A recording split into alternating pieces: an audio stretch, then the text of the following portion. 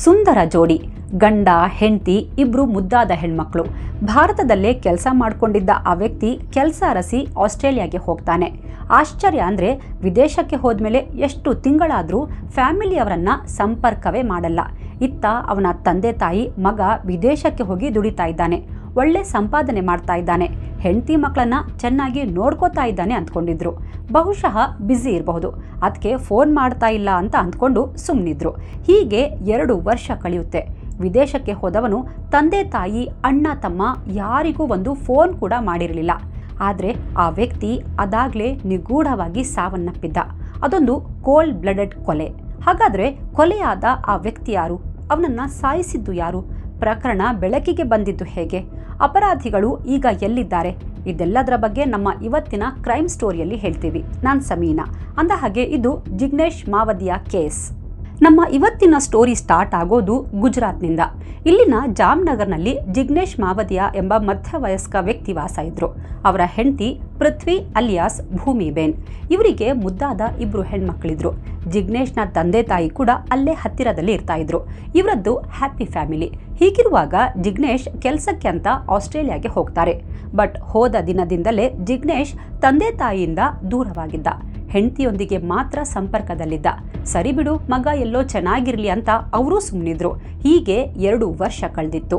ಅವತ್ತು 26 ಜುಲೈ 2026 ಜಿಗ್ನೇಶ್ನ ಒಬ್ಬ ರಿಲೇಟಿವ್ ಅಶೋಕ್ ಮಾವದಿಯ ಜಿಗ್ನೇಶ್ನ ಜಾಮ್ನಗರ್ನ ಮನೆಗೆ ಬರ್ತಾನೆ. ಮನೆಯಲ್ಲಿ ಜಿಗ್ನೇಶ್ ಪತ್ನಿ ಪೃಥ್ವಿ ಇದ್ರು. ಅವತ್ತು ಅಶೋಕ್ ತುಂಬಾ ಸಂತೋಷದಲ್ಲಿದ್ದ. ಮನೆಗೆ ಸ್ವೀಟ್ ಬಾಕ್ಸ್ ತಗೊಂಡು ಬಂದಿದ್ದ. ಅಶೋಕ್ನ ಒಳಗಡೆ ಕರೆದು ಕೂರಿಸ್ತಾರೆ. ಏನ್ ಸಮಾಚಾರ, ತುಂಬಾ ಖುಷಿಯಾಗಿದ್ಯಲ್ಲ, ಮದುವೆ ಏನಾದರೂ ಫಿಕ್ಸ್ ಆಯ್ತಾ ಅಂತ ಪೃಥ್ವಿ ಕಿಚಾಯಿಸ್ತಾ ಕೇಳ್ತಾರೆ. ಅದಕ್ಕೆ ಅಶೋಕ್, ಹಾಗೇನೂ ಇಲ್ಲ ಭಾಬಿ, ನನಗೆ ಜಾಬ್ ಸಿಕ್ತು, ಒಳ್ಳೆ ಕಂಪ್ನಿ, ಒಳ್ಳೆ ಸಂಬಳ, ಇನ್ನು ನನ್ನ ಲೈಫ್ ಸೆಟ್ ಭಾಬಿ ಅಂತ ಸಂತೋಷದಲ್ಲಿ ಹೇಳ್ತಾನೆ. ಪೃಥ್ವಿ ಅವನಿಗೆ ಕಾಂಗ್ರಾಟ್ಸ್ ಹೇಳ್ತಾಳೆ. ಲಡ್ಡು ತಿಂತ ಏನು ಜಾಬ್, ಯಾವ ಕಂಪ್ನಿ, ಎಲ್ಲಿರೋದು ಕಂಪ್ನಿ ಅಂತ ಕೇಳ್ತಾಳೆ. ಅದಕ್ಕೆ ಅಶೋಕ್, ಭಾಬಿ ಕಂಪ್ನಿ ಆಸ್ಟ್ರೇಲಿಯಾದಲ್ಲಿದೆ, ನಾನಿನ್ನು ಕೆಲವು ದಿನಗಳಲ್ಲಿ ಹೋಗ್ತೀನಿ, ಸ್ವಲ್ಪ ವರ್ಷ ಇಂಡಿಯಾಗೆ ಬರಲ್ಲ, ಅಲ್ಲೇ ಇರ್ತೀನಿ, ಹೇಗೂ ಜಿಗ್ನೇಶ್ ಭಾಯ್ ಅಲ್ಲೇ ಇದ್ದಾರಲ್ಲ, ನನಗೇನು ಚಿಂತೆ ಇಲ್ಲ ಅಂತ ಖುಷಿಯಲ್ಲಿ ಹೇಳ್ತಾನೆ. ಭಾಬಿ ಆಸ್ಟ್ರೇಲಿಯಾಗೆ ಹೋದ ಕೂಡಲೇ ಮೊದಲು ಜಿಗ್ನೇಶ್ ಭಾಯ್ನ ಮೀಟ್ ಮಾಡ್ತೀನಿ, ಅವರನ್ನು ನೋಡಿ 2 ವರ್ಷ ಆಯಿತು ಅಂತಾನೆ. ಆಸ್ಟ್ರೇಲಿಯಾ ಜಿಗ್ನೇಶ್ ಹೆಸರು ಕೇಳಿದ ಕೂಡಲೇ ಪೃಥ್ವಿಗೆ ಬೆವರು ಕಿತ್ಕೊಂಡಿತ್ತು. ಬಾಯಲ್ಲಿದ್ದ ಲಡ್ಡು ತುಂಡಾಗಿ ಕೆಳಗಡೆ ಬಿದ್ದು ಹೋಗುತ್ತೆ. ಅದಕ್ಕೆ ಅಶೋಕ್, ಅರೆ ಭಾಬಿ ನಿಧಾನ, ಸ್ವೀಟ್ ಬಿದ್ದೋಯ್ತಲ್ಲ ಅಂತ ನೆಲಕ್ಕೆ ಬಗ್ಗಿ ಲಡ್ಡು ಪೀಸಸ್ ಎತ್ಕೋತಾನೆ. ನಂತರ, ಭಾಬಿ ಜಿಗ್ನೇಶ್ ಅಣ್ಣನ ಫೋನ್ ನಂಬರ್ ಅಡ್ರೆಸ್ ಕೊಡಿ, ನಾನು ಹೋಗಿ ಮಾತಾಡಿಸ್ತೀನಿ ಅಂತಾನೆ. ಸ್ವಲ್ಪ ಸಾವರಿಸಿಕೊಂಡ ಪೃಥ್ವಿ, ಇಲ್ಲ ಅಶೋಕ್, ಜಿಗ್ನೇಶ್ ತುಂಬಾ ಬ್ಯುಸಿ ಇರ್ತಾರೆ, ನಿನ್ನನ್ನು ಮೀಟ್ ಮಾಡೋಕೆ ಅವರಿಗೆ ಟೈಮ್ ಸಿಗುತ್ತೋ ಇಲ್ವೋ, ಅವ್ರ ಕಂಪ್ನಿ ತುಂಬಾ ಸ್ಟ್ರಿಕ್ಟ್, ಹೊರಗಿನವರನ್ನ ಯಾರನ್ನೂ ಮೀಟ್ ಮಾಡೋಕೆ ಬಿಡಲ್ಲ, ಕಂಪ್ನಿ ಒಳಗೂ ಹೊರಗೂ ಯಾರನ್ನೂ ಮೀಟ್ ಮಾಡೋ ಹಾಗಿಲ್ಲ ಅಂತ ಕಂಡೀಷನ್ ಹಾಕಿದ್ದಾರಂತೆ, ನೀನು ಹೋಗಿ ಸುಮ್ಮನೆ ಅವರ ಕೆಲಸಕ್ಕೆ ಪ್ರಾಬ್ಲಮ್ ಆಗೋದು ಬೇಡ ಅಂತಾಳೆ.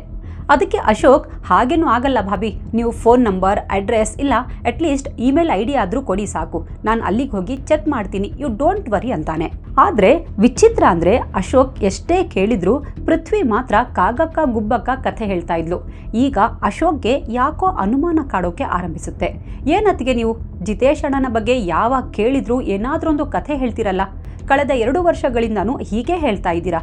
ಜಿಗ್ನೇಶ್ ಭಾಯ್ ಅಲ್ಲಿಗೆ ಹೋಗಿ 2 ವರ್ಷ ಆದರೂ ನಿಮ್ಮ ಜೊತೆಗೆ ಬಿಟ್ಟು ಬೇರೆ ಯಾರ ಜೊತೆಗೂ ಸಂಪರ್ಕ ಮಾಡಿಲ್ಲ, ನೀವು ಬೇರೆ ಅವ್ರ ಅಡ್ರೆಸ್ ಆಗಲಿ ಫೋನ್ ನಂಬರ್ ಆಗಲಿ ಯಾರಿಗೂ ಕೊಡ್ತಿಲ್ಲ. ಅಣ್ಣ ಹೇಗಿದ್ದಾನೆ, ಏನು ಮಾಡ್ತಾ ಇದ್ದಾನೆ, ಯಾವಾಗ ಬರ್ತಾನೆ, ಯಾವುದರ ಬಗ್ಗೆಯೂ ನಮಗೆ ಇನ್ಫಾರ್ಮೇಷನ್ ಕೊಡ್ತಿಲ್ವಲ್ಲ ಅಂತಾನೆ. ಭಾಬಿ ನನಗೆ ಯಾಕೋ ನೀವು ಏನೋ ಮುಚ್ಚಿಡ್ತಾ ಇದ್ದೀರಾ ಅನಿಸ್ತಾ ಇದೆ, ಅಣ್ಣನಿಗೆ ಏನಾದರೂ ತೊಂದರೆ ಆಗಿದೆಯಾ ಅಲ್ಲಿ, ಪ್ಲೀಸ್ ಹೇಳಿ ಅಂತಾನೆ. ಅವನ ಯಾವ ಮಾತಿಗೂ ಪೃಥ್ವಿ ರಿಯಾಕ್ಟ್ ಮಾಡದೆ ಸುಮ್ಮನೆ ಗರಬಡಿದವಳಂತೆ ನಿಂತಿದ್ಲು.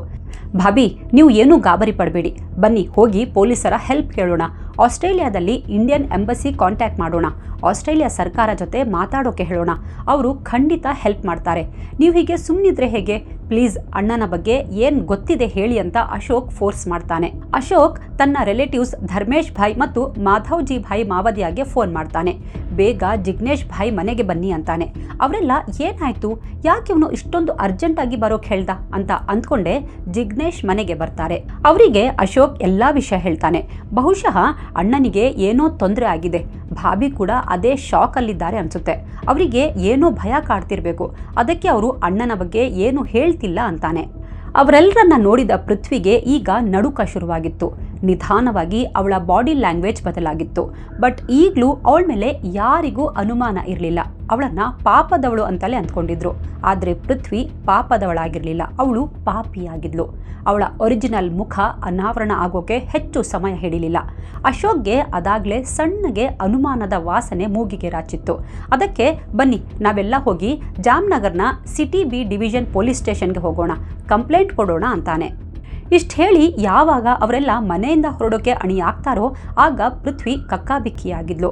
ಇನ್ನೂ ನನ್ನ ನಾಟಕ ಬಯಲಾಗುತ್ತೆ ಅಂತ ಭಯ ಸ್ಟಾರ್ಟ್ ಆಗಿತ್ತು. ತಕ್ಷಣ ಓಡ್ ಹೋಗಿ ಅವರ ಕಾಲು ಹಿಡ್ಕೋತಾಳೆ. ಪ್ಲೀಸ್ ನೀವು ಪೊಲೀಸ್ ಸ್ಟೇಷನ್ಗೆ ಹೋಗಬೇಡಿ ಅಂತ ಹೇಳ್ತಾ ಜೋರಾಗಿ ಅಳೋಕೆ ಸ್ಟಾರ್ಟ್ ಮಾಡ್ತಾಳೆ. ನಿಮ್ಮಣ್ಣ ಜಿಗ್ನೇಶ್ ಆಸ್ಟ್ರೇಲಿಯಾಗೆ ಹೋಗಿಲ್ಲ, ಇಲ್ಲೇ ಜಾಮ್ನಗರ್ನಲ್ಲೇ ಇದ್ದಾರೆ, ಒಂದು ಬಂದ್ ಫ್ಯಾಕ್ಟ್ರಿಯಲ್ಲಿದ್ದಾರೆ ಅಂತಾಳೆ. ಬಟ್ ಈಗ ಅವಳ ಮಾತಿನ ಮೇಲೆ ಯಾರಿಗೂ ನಂಬಿಕೆ ಬರಲ್ಲ. ಅವರ ಮಾತಿನ ಧಾಟಿ ಬದಲಾಗಿತ್ತು. ಇಲ್ಲ, ನೀನು ಸುಳ್ಳು ಹೇಳ್ತಾ ಇದ್ದೀಯಾ. ಅಣ್ಣ ಇಲ್ಲೇ ಇದ್ದಿದ್ರೆ ನಮ್ಮಿಂದ ಯಾಕೆ ದೂರ ಇದ್ದಾನೆ? ನೀನೇನೋ ಮುಚ್ಚಿಡ್ತಾ ಇದೀಯಾ. ಮರ್ಯಾದೆಯಿಂದ ಎಲ್ಲ ನಿಜ ಹೇಳಿದ್ರೆ ಸರಿ ಇವಾಗ ಅಂತ ಆವಾಜ್ ಹಾಕ್ತಾರೆ. ಆಗ್ಲೂ ಪೃಥ್ವಿ ಒಂದು ಶಾಕಿಂಗ್ ಸಂಗತಿ ಮುಚ್ಚಿಟ್ಟಿದ್ಲು. ಹಾಗಾದ್ರೆ ಆ ಭಯಾನಕ ಕಥೆ ಏನು? ಜಿಗ್ನೇಶ್ ಮಾವದಿಯ ಎಲ್ಲಿದ್ದಾನೆ? ಯಾಕೆ ಪೃಥ್ವಿ 2 ವರ್ಷದಿಂದ ಅವನು ಆಸ್ಟ್ರೇಲಿಯಾದಲ್ಲಿದ್ದಾನೆ ಅಂತ ಸುಳ್ಳು ಹೇಳಿದ್ಲು? ಮನೆಯವರು ಯಾಕೆ ಹುಡ್ಕೋಕೆ ಪ್ರಯತ್ನಿಸ್ತಿಲ್ಲ? ಇದೆಲ್ಲದರ ಬಗ್ಗೆ ಮುಂದೆ ಹೇಳ್ತೀವಿ. ಜಿಗ್ನೇಶ್ ಕುಟುಂಬದವರು ಪೊಲೀಸ್ ಸ್ಟೇಷನ್ಗೆ ಹೋಗ್ತಾರೆ. ಜಿಗ್ನೇಶ್ನ ಮಿಸ್ಸಿಂಗ್ ಕಂಪ್ಲೇಂಟ್ ರಿಜಿಸ್ಟರ್ ಮಾಡ್ತಾರೆ. ಅವನು 2 ವರ್ಷದಿಂದ ನಮ್ಮ ಜೊತೆ ಮಾತಾಡಿಲ್ಲ, ಕೇಳಿದ್ರೆ ಅವನ ಹೆಂಡತಿ ಪೃಥ್ವಿ ಇಲ್ಲ ಸಲ್ಲದ ಕಥೆ ಹೇಳ್ತಿದ್ದಾಳೆ ಅಂತಾರೆ. ಪೊಲೀಸರು ಕಂಪ್ಲೇಂಟ್ ರಿಜಿಸ್ಟರ್ ಮಾಡಿಕೊಂಡು ತನಿಖೆಗಿಳಿತಾರೆ. ಮೊದಲಿಗೆ ಪೃಥ್ವಿ ಮನೆಗೆ ಬರ್ತಾರೆ. ಅವಳನ್ನು ಕೂರಿಸ್ಕೊಂಡು ವಿಚಾರಣೆ ಸ್ಟಾರ್ಟ್ ಮಾಡ್ತಾರೆ. ಪೊಲೀಸರು ಎಷ್ಟೇ ಕೇಳಿದ್ರು ಪೃಥ್ವಿ ಬಾಯಿ ಬಿಡಲ್ಲ. ಅದಾಗಲೇ ಪೊಲೀಸರು ಪೃಥ್ವಿಗಾಗಿ ಖೆಡ್ಡ ರೆಡಿ ಮಾಡ್ತಾ ಇದ್ರು. ಅವಳ CDR ತೆಗೆದು ಜಾಲಾಡ್ತಾರೆ. ಅದರಲ್ಲಿ ಇಂಟ್ರೆಸ್ಟಿಂಗ್ ಸಂಗತಿ ಹೊರಬಿದ್ದಿತ್ತು. ಪೃಥ್ವಿ ಯಾರೋ 2 ವ್ಯಕ್ತಿಗಳ ಜೊತೆ ಸತತವಾಗಿ ಕಾಂಟ್ಯಾಕ್ಟ್ನಲ್ಲಿದ್ದದ್ದು ಗೊತ್ತಾಗಿತ್ತು. ಒಬ್ಬನ ಹೆಸರು ನಿಲೇಶ್ ಮನ್ಸುಖ್ ಭಾಯ್ ಕಚೇಟಿಯಾ, ಮತ್ತೊಬ್ಬ ಬಲ್ವೀರ್ ವರ್ಮಾ. ಹಾಗಾದ್ರೆ ಇವರಿಬ್ರು ಯಾರು? ಇವರಿಗೂ ಪೃಥ್ವಿಗೂ ಏನ್ ಲಿಂಕ್? ಇವಳು ಯಾಕೆ ಇವ್ರ ಜೊತೆಗೆ ಇಷ್ಟೊಂದು ಕಾಂಟ್ಯಾಕ್ಟ್ನಲ್ಲಿದ್ದಾಳೆ? ಇಬ್ಬರ ಅಡ್ರೆಸ್ ತಗೊಂಡು ಹೋಗಿ ಇಬ್ಬರನ್ನು ಎಳ್ಕೊಂಡು ಠಾಣೆಗೆ ಬರ್ತಾರೆ. ಪೃಥ್ವಿಯನ್ನು ಕರ್ಕೊಂಡು ಬಂದು ಕೂರಿಸ್ತಾರೆ.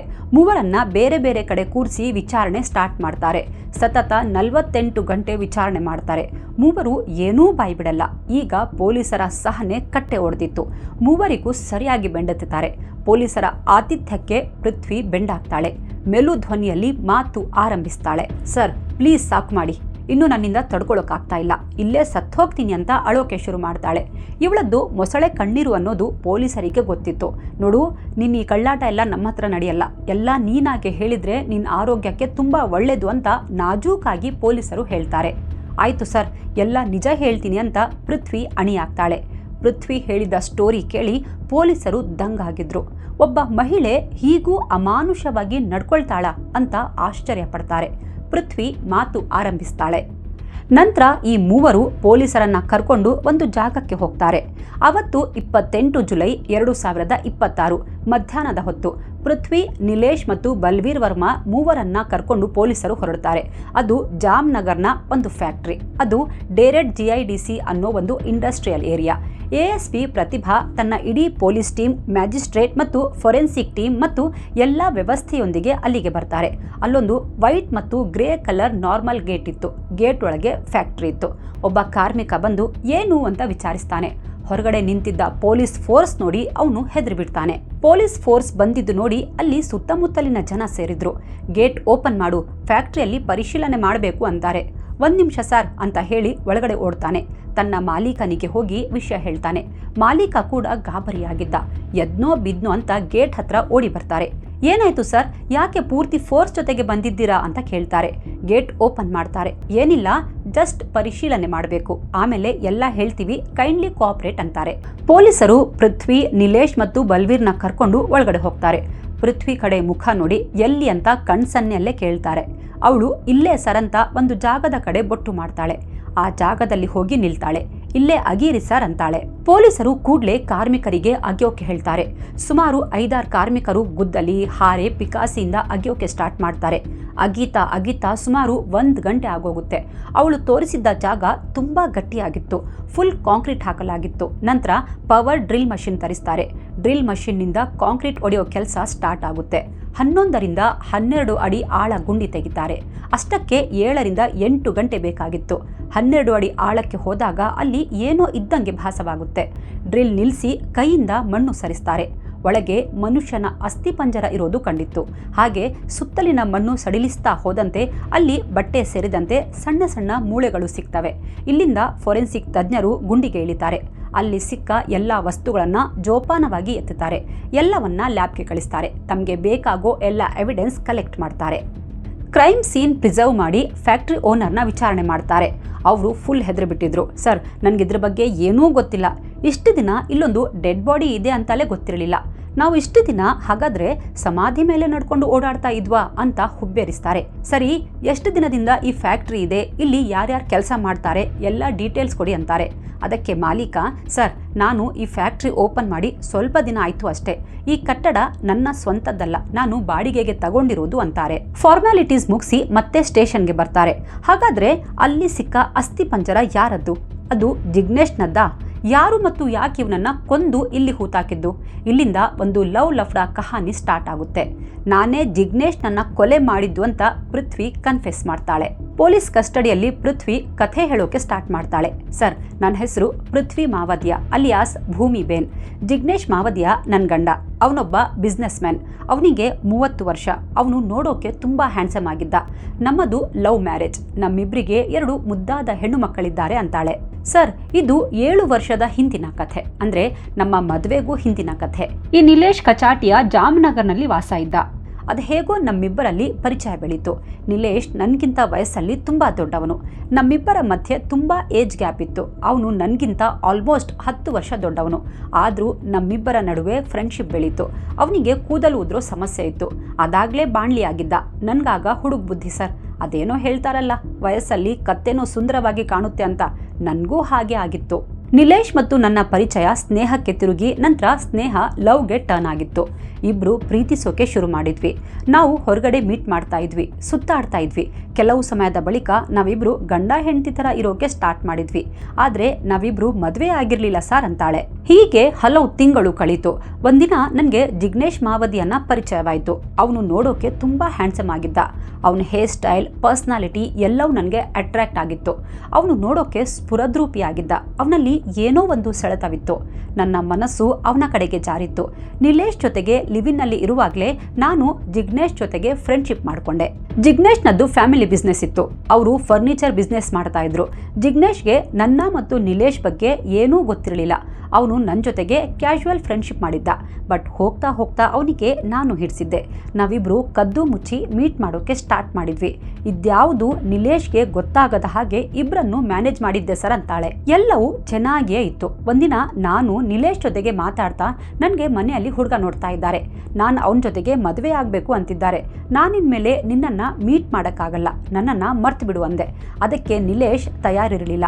ಬಟ್ ನಾನು ಅದಾಗಲೇ ಅವನಿಂದ ಮೆಂಟಲಿ ಇಮೋಷ್ನಲಿ ದೂರವಾಗಿದ್ದೆ. ಹೇಗೋ ಮಾಡಿ ಬೆಣ್ಣೆಯಿಂದ ಕೂದಲು ತೆಗೆಯೋ ಹಾಗೆ ನಿಲೇಶ್ ನನ್ನ ಲೈಫ್ನಿಂದ ಹೊರಗಡೆ ಹಾಕಿದ್ದೆ. ಇದರ ಪರಿವೇ ಇಲ್ಲದ ನಿಲೇಶ್ ಭಗ್ನ ಪ್ರೇಮಿಯಂತೆ ಆಗಿದ್ದ. ಆದರೆ ಒಂದಿನಾನು ನನಗೆ ನಿಲೇಶ್ ತೊಂದರೆ ಕೊಡಲಿಲ್ಲ. ನಾನು ಈಸಿಲಿ ಮೂವ್ ಆನ್ ಆಗಿದ್ದೆ. ಇಲ್ಲಿಂದ ನನ್ನ ಮತ್ತು ಜಿಗ್ನೇಶ್ ದಾರಿ ಸುಗಮವಾಗಿತ್ತು. ನಾನು ಅವನ ಜೊತೆಗೆ ಸ್ವಚ್ಛಂದವಾಗಿ ವಿಹರಿಸೋಕೆ ಶುರು ಮಾಡಿದೆ. ನಾನು ಜಿಗ್ನೇಶ್ ತುಂಬ ಖುಷಿಯಾಗಿದ್ವಿ. ನಮ್ಮಿಬ್ಬರ ಲವ್ ಬಗ್ಗೆ ಜಿಗ್ನೇಶ್ ತನ್ನ ಅಪ್ಪ ಅಮ್ಮನ ಜೊತೆ ಮಾತಾಡ್ದ. ನಾನು ಕೂಡ ನನ್ನ ಮನೆಯಲ್ಲಿ ಹೇಳಿದೆ. ನಮ್ಮಿಬ್ಬರ ಧರ್ಮ ಬೇರೆ ಬೇರೆ ಆಗಿತ್ತು. ಹೀಗಾಗಿ ಇಬ್ಬರ ಮನೆಯಲ್ಲೂ ಒಪ್ಪಲಿಲ್ಲ ಸರ್. ಬಟ್ ನಾವಿಬ್ರು ಅದಾಗಲೇ ಪ್ರೀತಿಯಲ್ಲಿ ತುಂಬ ದೂರ ಬಂದಿದ್ವಿ. ಹಾಗಾಗಿ ಮನೆಯವರನ್ನ ಎದುರು ಹಾಕ್ಕೊಂಡೇ ನಾವು ಲವ್ ಮ್ಯಾರೇಜ್ ಮಾಡ್ಕೊಂಡ್ವಿ. ನಮ್ಮದು ಇಂಟರ್ಕಾಸ್ಟ್ ಮ್ಯಾರೇಜ್ ಸರ್ ಅಂತಾಳೆ. ಎರಡೂ ಮನೆಯವರು ನಮ್ಮಿಂದ ಅಂತರ ಕಾಯ್ದುಕೊಂಡ್ರು. ಯಾವುದಾದ್ರೂ ಫಂಕ್ಷನ್ನಲ್ಲಿ ಮೀಟ್ ಆದಾಗ ಮಾತ್ರ ನಮ್ಮಿಬ್ಬರ ಜೊತೆ ಮಾತಾಡ್ತಾ ಇದ್ರು ಬಿಟ್ರೆ ನಾವು ಅವ್ರ ಮನೆಗೆ ಹೋಗೋದಾಗ್ಲಿ ಅವರು ನಮ್ಮನೆಗೆ ಬರೋದಾಗ್ಲಿ ಮಾಡ್ತಾ ಇರಲಿಲ್ಲ ಸರ್ ಅಂತಾಳೆ. ಬಟ್ ಇದ್ಯಾವುದರ ಪರಿವೇ ನಮ್ಗಿರ್ಲಿಲ್ಲ. ನಾವಿಬ್ರು ನಮ್ಮ ಫ್ಯಾಮಿಲಿ ಬಗ್ಗೆ ಅಷ್ಟಾಗಿ ತಲೆ ಕೆಡಿಸ್ಕೊಂಡಿರ್ಲಿಲ್ಲ. ನಾವಿಬ್ರು ಹ್ಯಾಪಿ ಕಪಲ್ ಆಗಿದ್ವಿ. ಕಾಲಾನಂತರ ನಮ್ಮಿಬ್ಬರಿಗೆ ಮುದ್ದಾದ 2 ಹೆಣ್ಣು ಮಕ್ಕಳಾದವು. ಅಲ್ಲಿಗೆ ನಮ್ಮ ಫ್ಯಾಮಿಲಿ ಕಂಪ್ಲೀಟ್ ಆಗಿತ್ತು ಸರ್. ಸ್ವಲ್ಪ ದಿನಗಳ ನಂತರ ನಮ್ಮ ಕುಟುಂಬದವರು ನಮ್ಮನ್ನ ಅಕ್ಸೆಪ್ಟ್ ಮಾಡಿಕೊಂಡ್ರು ಸರ್ ಅಂತಾಳೆ. ಹೀಗಿರುವಾಗ ಒಂದಿನ ನಾನು ಮಾರ್ಕೆಟ್ಗೆ ಹೋಗಿದ್ದಾಗ ಅಲ್ಲಿ ನನಗೆ ಅಚಾನಕ್ಕಾಗಿ ನಿಲೇಶ್ ಸಿಕ್ಕಿದ. ಇಬ್ರು ತುಂಬಾ ಹೊತ್ತು ಕೂತ್ಕೊಂಡು ಮಾತಾಡಿದ್ವಿ. ಹಳೇದೆಲ್ಲ ನೆನಪಾಯ್ತು. ನಾವು ಕಳೆದ ಸುಂದರ ಕ್ಷಣಗಳನ್ನ ಇಬ್ಬರು ಮೆಲುಕು ಹಾಕಿದ್ವಿ. ನಿಲೇಶ್ ಯಾವುದನ್ನು ಮರ್ತಿರ್ಲಿಲ್ಲ. ಅವನು ಈಗಲೂ ನನ್ನ ಕನವರಿಕೆಯಲ್ಲಿದ್ದಾನೆ ಅನಿಸಿತ್ತು. ನಿಲೇಶ್ ನನ್ನ ಮ್ಯಾರೇಜ್ ಲೈಫ್ ಬಗ್ಗೆ ವಿಚಾರಿಸ್ದ. ಜಿಗ್ನೇಶ್ ಬಗ್ಗೆ, ಮಕ್ಕಳ ಬಗ್ಗೆ ಎಲ್ಲ ಕೇಳ್ದ. ನಾನು ಎಲ್ಲವನ್ನ ಮುಕ್ತವಾಗಿ ಅವನ ಜೊತೆಗೆ ಮಾತಾಡಿದೆ ಸರ್ ಅಂತಾಳೆ. ನೀನು ಚೆನ್ನಾಗಿದ್ಯಾ ತಾನೆ ಅಂತ ಕೇಳ್ದ. ಅದೇನೋ ಗೊತ್ತಿಲ್ಲ ಸರ್, ಅವನ ಈ ಮಾತು ಕೇಳಿದ ಕೂಡಲೇ ನನಗೆ ಅಳು ಬಂದಿತ್ತು. ಅವನ ಎದೆಗೆ ಹೊರಗಿ ಸ್ವಲ್ಪ ಹೊತ್ತು ಹಾಗೆ ಕಣ್ಣೀರು ಹಾಕ್ತೆ. ಅವನು ಚಿಕ್ಕ ಮಗು ಥರ ನನಗೆ ಸಮಾಧಾನ ಮಾಡ್ದ. ಯಾಕೆ, ಏನಾಯಿತು, ಏನಾದರೂ ಪ್ರಾಬ್ಲಮ್ ಇದೆಯಾ ಅಂತ ವಿಚಾರಿಸ್ದ. ಅವನ ಆಪ್ಯಾಯಮಾನತೆ ಕಂಡು ನನಗೆ ಖುಷಿ ಅನಿಸಿತ್ತು. ಅವನು ಸ್ವಲ್ಪವೂ ಬದಲಾಗಿರಲಿಲ್ಲ. ಬಟ್ ಇತ್ತ ಜಿಗ್ನೇಶ್ ತುಂಬ ಬದಲಾಗಿದ್ದ. ನಿಲೇಶ್, ನಾನು ನಿನ್ನ ಬಿಟ್ಟು ತಪ್ಪು ಮಾಡಿದ್ದೆ ಅನಿಸ್ತಾ ಇದೆ ಕಣೋ ಅಂದೆ. ಅದಕ್ಕವನು, ಯಾಕೆ, ಏನಾಯಿತು, ಜಿಗ್ನೇಶ್ ನಿನ್ನನ್ನು ಚೆನ್ನಾಗಿ ನೋಡ್ಕೋತಾ ಇಲ್ವಾ ಅಂದ. ಹಾಗೇನೂ ಇಲ್ಲ, ಬಟ್ ಇತ್ತೀಚೆಗೆ ಜಿಗ್ನೇಶ್ ನನ್ನ ಜೊತೆ ತುಂಬ ಜಗಳ ಮಾಡ್ತಾನೆ. ಮಕ್ಕಳಾದ್ಮೇಲಂತೂ ತುಂಬ ಇಗ್ನೋರ್ ಮಾಡ್ತಿದ್ದಾನೆ. ನಾನು ಏನು ಹೇಳಿದ್ರೂ ಸಿಡುಕ್ತಾನೆ. ನಮ್ಮಿಬ್ಬರ ನಡುವೆ ಆ ಬಾಂಡಿಂಗ್ ಇಲ್ಲ, ರೊಮ್ಯಾನ್ಸ್ ಇಲ್ಲ, ಬರೀ ಗಂಡ ಹೆಂಡತಿ ಥರ ಒಂದು ಸೂರಿನಲ್ಲಿ ಇದ್ದೀವಷ್ಟೇ. ನಾನು ಹೆಂಡತಿ ಮತ್ತು ತಾಯಿಯ ಜವಾಬ್ದಾರಿ ನಿಭಾಯಿಸ್ತಾ ಇದ್ದೀನಷ್ಟೇ ಅಂತ ನನ್ನ ಜೀವನದ ವ್ಯಥೆಯನ್ನು ನಿಲೇಶ್ಗೆ ಹೇಳಿದೆ. ನಿಲೇಶ್ ಜೊತೆಗೆ ಮಾತಾಡಿ ನನ್ನ ಮನಸ್ಸು ಹಗುರಾಗಿತ್ತು. ಬಹಳ ಹೊತ್ತು ಹಾಗೆ ಮಾತಾಡಿದ್ವಿ. ಅವನು ತನ್ನ ಜೀವನದ ಬಗ್ಗೆ ಹೇಳ್ದ. ಅವನು ನನ್ನ ಇನ್ನೂ ಮರ್ತಿರಲಿಲ್ಲ. ಅವನ ಮಾತು ಕೇಳಿದ್ರೆ ನಾನು ಇಂದಲ್ಲ ನಾಳೆ ಮತ್ತೆ ಅವನಲ್ಲಿಗೆ ಬರ್ತೀನಿ ಅಂತ ಅವನು ಕಾಯ್ತಿದ್ದಾನೆ ಅನಿಸಿತ್ತು. ಅವತ್ತು ಇಷ್ಟು ಮಾತಾಡಿಕೊಂಡು ನಾವಿಬ್ಬರು ನಮ್ಮ ಮನೆಗೆ ಬಂದ್ಬಿಟ್ವಿ. ಬಟ್ ನನಗೆ ನಿಲೇಶ್ ಮಾತು, ಅವನ ಸನಿಹ, ಸ್ಪರ್ಶ ಕಾಡುತ್ತಲೇ ಇತ್ತು. ಆ ಪುನರ್ ಭೇಟಿಯಲ್ಲೇ ನಂಬರ್ ಎಕ್ಸ್ಚೇಂಜ್ ಆಗಿತ್ತು. ಹಾಗಾಗಿ ಕ್ರಮೇಣ ಭೇಟಿಗಳು ಕಾಮನ್ ಆದವು. ಹೋಗ್ತಾ ಹೋಗ್ತಾ ಮತ್ತೆ ಇಬ್ರು ಸನಿಹಕ್ಕೆ ಬಂದಿದ್ವಿ. ನಿಧಾನವಾಗಿ ನಮ್ಮಿಬ್ಬರ ಮಧ್ಯೆ ಅಫೇರ್ ಸ್ಟಾರ್ಟ್ ಆಯಿತು ಸರ್. ಮತ್ತೆ ಏಕಕಾಲದಲ್ಲಿ ಗಂಡ ಮತ್ತು ಇನಿಯ ಇಬ್ಬರನ್ನು ಮ್ಯಾನೇಜ್ ಮಾಡ್ತಾ ಇದ್ದೆ. ನಮ್ಮ ಈ ಸೀಕ್ರೆಟ್ ಅಫೇರ್ ಬಗ್ಗೆ ಯಾರಿಗೂ ಗೊತ್ತಿರಲಿಲ್ಲ. ಬಟ್ ಏನೇ ಇದ್ರೂ ನಾವಿಬ್ರು ಕದ್ದು ಮುಚ್ಚಿಯೇ ಮೀಟ್ ಮಾಡಬೇಕಿತ್ತು. ಖುಲ್ಲಂ ಜೊತೆಗಿರೋದು ಅಸಾಧ್ಯವಾಗಿತ್ತು. ಈ ಕೊರತೆ ನಮ್ಮಿಬ್ಬರನ್ನ ಕಾಡೋಕೆ ಶುರುವಾಯಿತು. ಹೇಗಾದ್ರೂ ಮಾಡಿ ನಾವು ಒಟ್ಟಿಗೆ ಸ್ವಚ್ಛಂದವಾಗಿ ಯಾರ ಭಯವೂ ಇಲ್ಲದೆ ಇರಬೇಕಲ್ಲ ಅಂತ ತುಂಬ ಮಾತಾಡ್ತಾ ಇದ್ವಿ. ಆದರೆ ಅದಕ್ಕಾಗಿ ನಾನು ಜಿಗ್ನೇಶ್ಗೆ ಡಿವೋರ್ಸ್ ಕೊಡಬೇಕಿತ್ತು. ಅದು ಅಸಾಧ್ಯದ ಮಾತಾಗಿತ್ತು. ಹಾಗೆ ಜಿಗ್ನೇಶ್ ಬದುಕಿರೋವರೆಗೂ ನಾನು ಮತ್ತು ನಿಲೇಶ್ ಒಂದಾಗೋದು ಸಾಧ್ಯ ಇರಲಿಲ್ಲ. ಒಂದು ವೇಳೆ ಜಿಗ್ನೇಶ್ನ ಮೈನಸ್ ಮಾಡಿದರೆ, ಒಂದಿನ ಜಿಗ್ನೇಶ್ ಮತ್ತು ನನ್ನ ನಡುವೆ ತುಂಬ ದೊಡ್ಡ ಜಗಳ ಆಯಿತು. ನಾನವತ್ತು ತುಂಬ ನೊಂದಿದ್ದೆ. ಅವತ್ತು ನಿಲೇಶ್ನ ಮೀಟ್ ಆಗಿ ಮಾತಾಡಿದ್ದೆ. ಅವನಿಗೂ ತುಂಬ ಬೇಜಾರಾಗಿತ್ತು. ಅದಕ್ಕೆ ಇಬ್ಬರೂ ಕೂತು ಮಾತಾಡಿ ಒಂದು ನಿರ್ಧಾರಕ್ಕೆ ಬಂದ್ವಿ. ಒಂದು ಪ್ಲಾನ್ ಮಾಡಿದ್ವಿ. ಪ್ಲಾನ್ ಪ್ರಕಾರ ನಿಲೇಶ್ ಜಾಮ್ನಗರ್ನ ಡೈರೆಕ್ಟ್ GIDC ಇಂಡಸ್ಟ್ರಿಯಲ್ ಏರಿಯಾದಲ್ಲಿ ಒಂದು ಫ್ಯಾಕ್ಟ್ರಿ ಬಾಡಿಗೆಗೆ ತಗೊಂಡ. ಅಲ್ಲಿ ಹಲವಾರು ದೊಡ್ಡ ದೊಡ್ಡ ಕಂಪ್ನಿಗಳಿದ್ವು. ಆ ಫ್ಯಾಕ್ಟ್ರಿಯಲ್ಲಿ ಫರ್ನಿಚರ್ ಬಿಸ್ನೆಸ್ ಶುರು ಮಾಡ್ದ. ಜಿಗ್ನೇಶ್ ಕೂಡ ಫರ್ನಿಚರ್ ಬಿಸ್ನೆಸ್ ಮಾಡ್ತಿದ್ದ. ಒಂದಿನ ಹೀಗೆ ಮಾತಾಡುವಾಗ ನಾನು, ಜಿಗ್ನೇಶ್, ನನಗೆ ಗೊತ್ತಿರೋ ಒಬ್ಬರು ಇದ್ದಾರೆ, ಅವರು ಫರ್ನಿಚರ್ ಬಿಸ್ನೆಸ್ ಮಾಡ್ತಾರೆ. ಅವರು ಬಿಸ್ನೆಸ್ ಎಕ್ಸ್ಪ್ಯಾನ್ಷನ್ಗೆ ಅಂತ ಒಬ್ಬ ಪಾರ್ಟ್ನರ್ನ ಹುಡುಕ್ತಾ ಇದ್ದಾರೆ. ನೀವು ಇಂಟ್ರೆಸ್ಟೆಡ್ ಇದ್ರೆ ನೋಡಿ ಅಂದೆ. ಜಿಗ್ನೇಶ್, ಸರಿ, ಒಂದಿನ ಮೀಟ್ ಮಾಡಿ ಮಾತಾಡೋಣ ಅಂದ. ಒಂದು ಫೈನ್ ಡೇ ನಾನು ನಿಲೇಶ್ ಮತ್ತು ಜಿಗ್ನೇಶ್ನ ಮೀಟ್ ಮಾಡಿಸಿದೆ. ಇಬ್ಬರ ಬಿಸ್ನೆಸ್ ವೇವ್ ಲೆಂತ್ ಮತ್ತು ವೈಬ್ ಮ್ಯಾಚ್ ಆಗಿತ್ತು. ಇಬ್ಬರ ನಡುವೆ ಪಾರ್ಟ್ನರ್ಶಿಪ್ ಡೀಲ್ ಡನ್ ಆಯಿತು ಸರ್ ಅಂತಾಳೆ. ಇಲ್ಲಿಂದ ನಿಲೇಶ್ಗೆ ನಮ್ಮ ಮನೆಯ ಎಂಟ್ರಿ ಪಾಸ್ ಸಿಕ್ಕಂತಾಗಿತ್ತು. ಹಾಗೆ ನಾವಿಬ್ಬರು ಮೀಟ್ ಮಾಡೋಕೆ ಒಂದು ಸೇಫ್ ಪ್ಲೇಸ್ ಕೂಡ ಸಿಕ್ಕಿತ್ತು. ಸ್ವಲ್ಪ ದಿನ ಎಲ್ಲವೂ ಚೆನ್ನಾಗಿತ್ತು. ಜಿಗ್ನೇಶ್ ಮತ್ತು ನಿಲೇಶ್ ಒಳ್ಳೆ ಫ್ರೆಂಡ್ಸ್ ಆಗಿದ್ರು. ಬಟ್ ಜಿಗ್ನೇಶ್ಗೆ ನನ್ನ ಮೇಲೆ ಡೌಟ್ ಸ್ಟಾರ್ಟ್ ಆಗಿತ್ತು. ಇದರಿಂದಾಗಿ ನಾನು ಮತ್ತು ನಿಲೇಶ್ ಮೀಟ್ ಆಗೋದು ಕಷ್ಟ ಆಗಿತ್ತು. ನಿಲೇಶ್ನ ಮೀಟ್ ಮಾಡೋಕೆ ಆಗದೆ ನನ್ನ ಮನಸ್ಸು ಚಡಪಡಿಸ್ತಾ ಇತ್ತು. ಇನ್ನು ಹೀಗೆ ಇದ್ರೆ ನಿಲೇಶ್ನ ಮತ್ತೆ ಕಳ್ಕೊಳ್ಬೇಕಾಗುತ್ತೆ ಅನ್ನೋ ಭಯ ನನಗೆ ಕಾಡ್ತಿತ್ತು. ಒಂದಿನ ನಾನು ನಿಲೇಶ್ ಮಾತಾಡಿ ಜಿಗ್ನೇಶ್ ಸಮಸ್ಯೆಗೆ ಪರ್ಮನೆಂಟ್ ಮುಕ್ತಿ ಹಾಡಬೇಕು ಅಂತ ಡಿಸೈಡ್ ಮಾಡಿದ್ವಿ. ಇಲ್ಲಿಂದ ಒಂದು ಖತರ್ನಾಕ್ ಪ್ಲಾನ್ ಮಾಡಿದ್ವಿ. ನಮ್ಮ ಪ್ಲಾನ್ನಲ್ಲಿ ನಿಲೇಶ್ನ ಒಬ್ಬ ಫ್ರೆಂಡ್ ಬಲ್ವೀರ್ ವರ್ಮಾನನ್ನ ಸೇರಿಸ್ಕೊಂಡ್ವಿ ಸರ್ ಅಂತಾಳೆ. ಅವತ್ತು ಮೇ 31, 2024. ನಿಲೇಶ್ ಜಿಗ್ನೇಶ್ಗೆ ಫೋನ್ ಮಾಡ್ದ.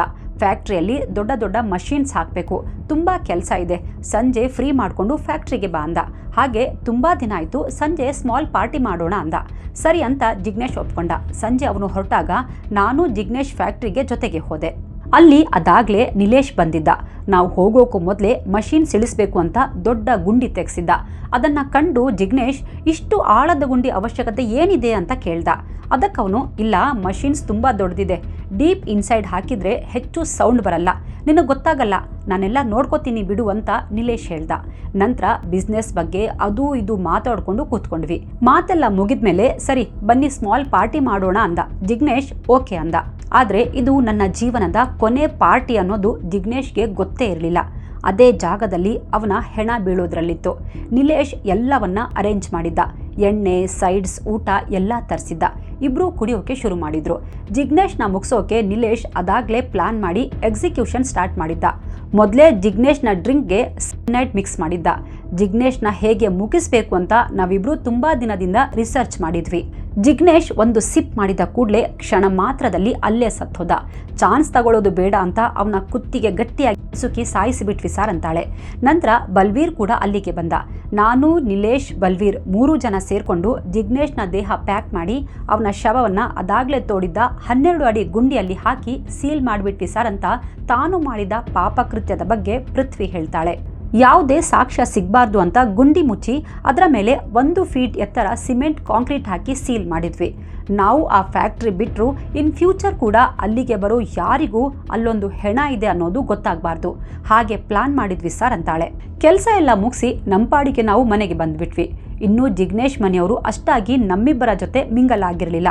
ಹಾಗಾಗಿ ಅವರು ಜಿಗ್ನೇಶ್ಗೆ ಕಾಲ್ ಮಾಡೋದಾಗ್ಲಿ ಮೀಟ್ ಮಾಡೋದಾಗ್ಲಿ ತುಂಬ ಫ್ರೀಕ್ವೆಂಟ್ ಆಗಿ ಮಾಡ್ತಾ ಇರಲಿಲ್ಲ. ಇದು ನಮಗೆ ಅಡ್ವಾಂಟೇಜ್ ಆಗಿತ್ತು.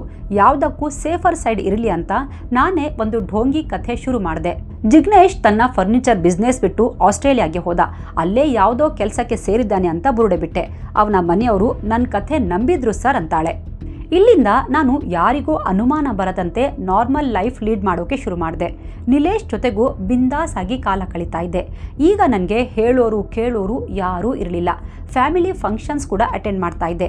ಯಾರೇ ಕೇಳಿದ್ರು ಜಿಗ್ನೇಶ್ ಆಸ್ಟ್ರೇಲಿಯಾದಲ್ಲಿದ್ದಾನೆ, ಅವನ ಕಂಪ್ನಿ ತುಂಬ ಸ್ಟ್ರಿಕ್ಟ್ ಅಂತೆ, ಯಾರಿಗೂ ಕಾಂಟ್ಯಾಕ್ಟ್ ಮಾಡೋಕೆ ಬಿಡಲ್ಲ, ಪರ್ಮನೆಂಟ್ ರೆಸಿಡೆನ್ಸಿ ವೀಸಾ ಸಿಗೋವರೆಗೂ ಅವನನ್ನು ಭಾರತಕ್ಕೆ ಬರೋಕೆ ಬಿಡಲ್ಲ ಅಂತ ನಂಬಿಸಿದ್ದೆ. ಅವನ ಅಪ್ಪ ಅಮ್ಮ ಕೂಡ ಗುಬಾಲ್ಗಳು. ನಾನು ಏನೇ ಹೇಳಿದ್ರು ಸರಿ ಅಂತ ಅಂದ್ಕೊಂಡು ಸುಮ್ಮನಾಗಿದ್ರು ಸರ್ ಅಂತ ವಯ್ಯಾರದಿಂದ ಹೇಳ್ತಾಳೆ. ಎಲ್ಲವೂ ಚೆನ್ನಾಗಿತ್ತು ಸರ್. ಈ 2 ವರ್ಷದಲ್ಲಿ ಯಾರಿಗೂ ನನ್ನ ಮೇಲೆ ಡೌಟ್ ಬಂದಿರಲಿಲ್ಲ. ಅದಾಗಲೇ ನಾನು ನಿಧಾನವಾಗಿ ನಾಟಕ ಶುರು ಮಾಡಿದ್ದೆ. ಜಿಗ್ನೇಶ್ ಈಗ ನನಗೆ ಕಾಲ್ ಮಾಡ್ತಾ ಇಲ್ಲ, ಎಲ್ಲಿದ್ದಾನೋ ಗೊತ್ತಿಲ್ಲ. ನಾನೊಬ್ಳೇ 2 ಹೆಣ್ಮಕ್ಳನ್ನ ಕಟ್ಕೊಂಡು ಬಾಳೋದು ಹೇಗೆ ಅಂತೆಲ್ಲ ಕಣ್ಣೀರು ಹಾಕಿ ಸಿಂಪತಿ ಗಿಟ್ಟಿಸ್ಕೊತಾ ಇದ್ದೆ. ಇನ್ನೂ ಕೆಲವು ವರ್ಷ ಆದಮೇಲೆ ಜಿಗ್ನೇಶ್ ಎಲ್ಲಿ ಹೋದ್ನೋ ಗೊತ್ತಿಲ್ಲ ಅಂತ ಹೇಳಿ ನಾನು ನಿಲೇಶ್ ಜೊತೆಗೆ ಪರ್ಮನೆಂಟ್ ಆಗಿ ಶಿಫ್ಟ್ ಆಗೋ ಪ್ಲಾನ್ ಮಾಡಿದ್ದೆ ಸರ್. ಬಟ್ ಈ ಅಶೋಕ್ ಬಂದು ಎಲ್ಲ ಹಾಳು ಮಾಡಿಬಿಟ್ಟ ಅಂತಾಳೆ. ಜಿಗ್ನೇಶ್ ಕೊಲೆ ಬಳಿಕ ನಿಲೇಶ್ ಮತ್ತು ಬಲ್ವೀರ್ ಜಾಮ್ನಗರ್ನಲ್ಲೇ ಸಾಮಾನ್ಯರಂತೆ ಓಡಾಡ್ಕೊಂಡಿದ್ರು. ಪೃಥ್ವಿಯನ್ನ ವಶಕ್ಕೆ ಪಡೆದ ಬಳಿಕವೇ ಅವರಿಬ್ಬರನ್ನ ಜಾಮ್ನಗರದ ಅವರವರ ಮನೆಯಿಂದಲೇ ಅರೆಸ್ಟ್ ಮಾಡಿದ್ರು. ನಿಲೇಶ್ ಮತ್ತು ಪೃಥ್ವಿ ಸ್ಟೇಟ್ಮೆಂಟ್ ಸೇಮ್ ಇತ್ತು. ಬಲ್ವೀರ್ ವರ್ಮಾ ಕೂಡ ಅವನ ಸೈಡ್ನ ಸ್ಟೋರಿ ಹೇಳಿದ್ದ. ಸರ್, ಒಂದಿನ ನನಗೆ ನಿಲೇಶ್ ಫೋನ್ ಮಾಡ್ದ. ತನ್ನ ಪ್ರೀತಿ ಬಗ್ಗೆ ಹೇಳ್ದ. ಒಬ್ನನ್ನ ಮುಗಿಸ್ಬೇಕು ಅಂದ. ನಾನು ಅವನಿಗೆ ಸಹಾಯ ಮಾಡೋಕೆ ಒಪ್ಕೊಂಡೆ. ಅವನು ನನ್ನ ಫ್ರೆಂಡ್, ಹಾಗಾಗಿ ಇದಕ್ಕಾಗಿ ನಾನು ದುಡ್ಡೇನು ತಗೊಂಡಿಲ್ಲ ಸರ್ ಅಂತಾನೆ. ಪೃಥ್ವಿ ಬೆನ್ ಮತ್ತು ನಿಲೇಶ್ ಇಬ್ರು ಅದಾಗಲೇ ಜಿಗ್ನೇಶ್ನ ಮುಗಿಸೋಕೆ ಸ್ಕೆಚ್ ಹಾಕಿದ್ರು. ನಮಗೆ ಸೈನೈಡ್ ಬೇಕು ಅಂದರು. ನಾನು ಅದನ್ನು ಮಾತ್ರ ಅರೇಂಜ್ ಮಾಡಿಕೊಟ್ಟೆ ಸರ್. ಜಾಮ್ನಗರ್ನ ಬ್ರಾಸ್ ಇಂಡಸ್ಟ್ರಿ ದೇಶದಲ್ಲೇ ಫೇಮಸ್. ಅಲ್ಲಿನ ಫ್ಯಾಕ್ಟ್ರಿಗಳಲ್ಲಿ ಲೋಹಗಳನ್ನು ಸ್ವಚ್ಛಗೊಳಿಸೋಕೆ ಸೈನೈಡ್ ಮತ್ತು ಇತರ ರಾಸಾಯನಿಕಗಳನ್ನು ಬಳಸ್ತಾರೆ. ನನಗೆ ಕೆಲವು ಇಂಡಸ್ಟ್ರಿಯಲ್ ಕೆಮಿಕಲ್ ಡೀಲರ್ಗಳ ಜೊತೆಗೆ ಕಾಂಟ್ಯಾಕ್ಟ್ ಇತ್ತು. ಹೀಗಾಗಿ ಅವರಿಂದ ನಾನು ಸೋಡಿಯಂ ಸೈನೈಡನ್ನು ಅಕ್ರಮವಾಗಿ ತಗೊಂಡು ಇವರಿಬ್ಬರಿಗೆ ತಂದುಕೊಟ್ಟಿದ್ದೆ ಅಂತಾನೆ. ಸದ್ಯ ಪೊಲೀಸರು ಈ ಸೈನೈಡನ್ನ ಯಾರಿಂದ ತಗೊಂಡ ಅನ್ನೋ ಬಗ್ಗೆಯೂ ತನಿಖೆ ಮಾಡ್ತಾ ಇದ್ದಾರೆ. ಆರೋಪಿಗಳು ಇಡೀ ಘಟನೆಯನ್ನ ಪೊಲೀಸರ ಮುಂದೆ ರೀಕನ್ಸ್ಟ್ರಕ್ಟ್ ಮಾಡಿ ತೋರಿಸಿದ್ರು. ನಿಲೇಶ್ ಈ ಫ್ಯಾಕ್ಟರಿಯನ್ನ ಕೇವಲ 1 ತಿಂಗಳಿಗೆ ಮಾತ್ರ ಬಾಡಿಗೆಗೆ ತಗೊಂಡಿದ್ದ ಅನ್ನೋದು ತನಿಖೆ ವೇಳೆ ಬಯಲಾಗಿತ್ತು. ಅಂದ್ರೆ ಜಿಗ್ನೇಶ್ನ ಕೊಲೆ ಮಾಡಿ ಇಲ್ಲಿ ಹೂತಾಕೋ ಉದ್ದೇಶದಿಂದಲೇ ಈ ಜಾಗ ತಗೊಂಡಿದ್ದ ಅನ್ನೋದನ್ನು ಎಸ್ಟಾಬ್ಲಿಷ್ ಮಾಡಲಾಗಿದೆ. ಈ 12 ಅಡಿ ಆಳದಲ್ಲಿ ಸಿಕ್ಕ ಅಸ್ಥಿ ಪಂಜರ ಜಿಗ್ನೇಶ್ನದ್ದು ಅಂತ ಮೂವರು ಹೇಳಿಕೆ ನೀಡಿದ್ರು. ಆದ್ರೂ ಸೈಂಟಿಫಿಕಲಿ ಇದು ಪ್ರೂವ್ ಆಗಬೇಕಿದೆ. ಅದಕ್ಕಾಗಿ ಜಿಗ್ನೇಶ್ನ ಫ್ಯಾಮಿಲಿ ಮೆಂಬರ್ಸ್ನ DNA ಸ್ಯಾಂಪಲ್ ಕಲೆಕ್ಟ್ ಮಾಡಿದ್ದಾರೆ. ಇನ್ನು ಶವ ಹುತ್ತಿದ್ದ ಮಣ್ಣಿನ ಸ್ಯಾಂಪಲ್ಸ್, ಕಾಂಕ್ರೀಟ್ನ ಅವಶೇಷಗಳನ್ನು ಟೆಸ್ಟ್ ಮಾಡಲಾಗ್ತಾ ಇದೆ. ಈ ಅಸ್ಥಿಪಂಜರದಲ್ಲಿ ಸೈನೈಡ್ ವಿಷದ ಅಂಶ ಇದೆಯಾ ಅಂತ ಪತ್ತೆ ಹಚ್ಚೋಕೆ ಫೋರೆನ್ಸಿಕ್ ತಜ್ಞರು ಅಡ್ವಾನ್ಸ್ಡ್ ಟೆಸ್ಟ್ ಮಾಡ್ತಾ ಇದ್ದಾರೆ. ಕೊಲೆ ನಡೆದ ದಿನ ಅಂದರೆ ಮೇ 31, 2024 ಮತ್ತು ಅದಕ್ಕಿಂತ ಮುಂಚೆ ಪೃಥ್ವಿ, ನಿಲೇಶ್ ಮತ್ತು ಬಲ್ವೀರ್ ವರ್ಮಾ ನಡುವೆ ನಡೆದಿರುವ ನಿರಂತರ ಫೋನ್ ಕರೆಗಳ ರೆಕಾರ್ಡ್ಸ್ ಕೂಡ ಪ್ರಮುಖ ಡಿಜಿಟಲ್ ಸಾಕ್ಷಿಯಾಗಿದೆ. ಕೊಲೆಯ ರಾತ್ರಿ ಜಿಗ್ನೇಶ್ ಸೇರಿದಂತೆ 4 ಮೊಬೈಲ್ ಲೊಕೇಶನ್ ಸೇಮ್ ಜಾಗದಲ್ಲಿ ಟ್ರೇಸ್ ಆಗಿದೆ. ಬಹಳ ಮುಖ್ಯವಾಗಿ ಜಿಗ್ನೇಶ್ ಪಾಸ್ಪೋರ್ಟ್ನಲ್ಲಿ ಆಸ್ಟ್ರೇಲಿಯಾ ವೀಸಾ ಆಗಲಿ ಫ್ಲೈಟ್ ಟಿಕೆಟ್ ಆಗಲಿ ಇಲ್ಲ. ಇದೆಲ್ಲವೂ ಕೂಡ ಕೇಸ್ಗೆ ಅನುಕೂಲಕರವಾಗಲಿವೆ ಅಂತ ಪೊಲೀಸರು ಹೇಳಿದ್ದಾರೆ. ಸದ್ಯ 3 ವಿರುದ್ಧ ಕೊಲೆ, ಕ್ರಿಮಿನಲ್ ಕಾನ್ಸ್ಪಿರಸಿ, ಸಾಕ್ಷ್ಯ ನಾಶ, ಕಾಮನ್ ಇಂಟೆನ್ಷನ್ ಸೇರಿದಂತೆ ಹಲವು ಸೆಕ್ಷನ್ಗಳಡಿಯಲ್ಲಿ ಕೇಸ್ ದಾಖಲಿಸಿದ್ದಾರೆ. 3 ನ್ಯಾಯಾಲಯಕ್ಕೆ ಹಾಜರುಪಡಿಸಲಾಗಿದೆ. ನ್ಯಾಯಾಲಯ 3 ಆರೋಪಿಗಳನ್ನು ಜುಡಿಷಿಯಲ್ ಕಸ್ಟಡಿಗೆ ಒಪ್ಪಿಸಿದೆ. ಮುಂದೆ ಈ ಕೇಸ್ನಲ್ಲಿ ಏನು ಡೆವಲಪ್ಮೆಂಟ್ ಆಗುತ್ತೆ ನೋಡಬೇಕು. ಒಟ್ನಲ್ಲಿ 8 ವರ್ಷ ಪ್ರೀತಿಸಿ ಮದುವೆಯಾದ ಗಂಡ ಇಬ್ಬರು ಹೆಣ್ಣು ಮಕ್ಕಳ ಭವಿಷ್ಯ ಎಲ್ಲವನ್ನ ಈ ಹೆಣ್ಣು ಮಣ್ಣು ಪಾಲು ಮಾಡಿದ್ದಾಳೆ. ಇವಳ ಚಪಲದಾಟಕ್ಕೆ ಇಡೀ ಕುಟುಂಬ ಬಲಿಯಾಗಿ ಹೋಗಿದೆ. ಇಷ್ಟು ದಿನ ನಮ್ಮಪ್ಪ ಆಸ್ಟ್ರೇಲಿಯಾದಲ್ಲಿದ್ದಾರೆ, ಇವತ್ತಲ್ಲ ನಾಳೆ ಬರ್ತಾರೆ ಅಂತ ಕಾಯ್ತಿದ್ದ ಆ ಇಬ್ಬರು ಹೆಣ್ಣು ಮಕ್ಕಳಿಗೆ ಈಗ ನಮ್ಮಪ್ಪ ಎಂದಿಗೂ ಬರಲ್ಲ ಅನ್ನೋ ಸತ್ಯ ಗೊತ್ತಾಗಿದೆ. ನಮ್ಮ ತಾಯಿಯೇ ನಮ್ಮಪ್ಪನನ್ನು ನಮ್ಮಿಂದ ಕಸ್ತಿದ್ದಾಳೆ ಅನ್ನೋದು ಆ ಎಳೆ ಮನಸ್ಸುಗಳಿಗೆ ಹೆಚ್ಚು ನೋವು ಮಾಡಿದೆ. ಈ ಗಾಯ ಎಂದಿಗೂ ಮಾಸಲಾರದು. ಒಂದಂತೂ ಸತ್ಯ, ಯಾವ ಕ್ರೈಮ್ ಕೂಡ ಪರ್ಫೆಕ್ಟ್ ಅಲ್ಲ. ಒಂದಲ್ಲ ಒಂದಿನ ಖಂಡಿತ ಸಿಕ್ಕಿ ಬೀಳ್ತಾರೆ. ಅಪರಾಧಿಗಳಿಗೆ ಫೈನಲ್ ಡೆಸ್ಟಿನಿ ಒಂದೇ, ಅದು ಜೈಲ್.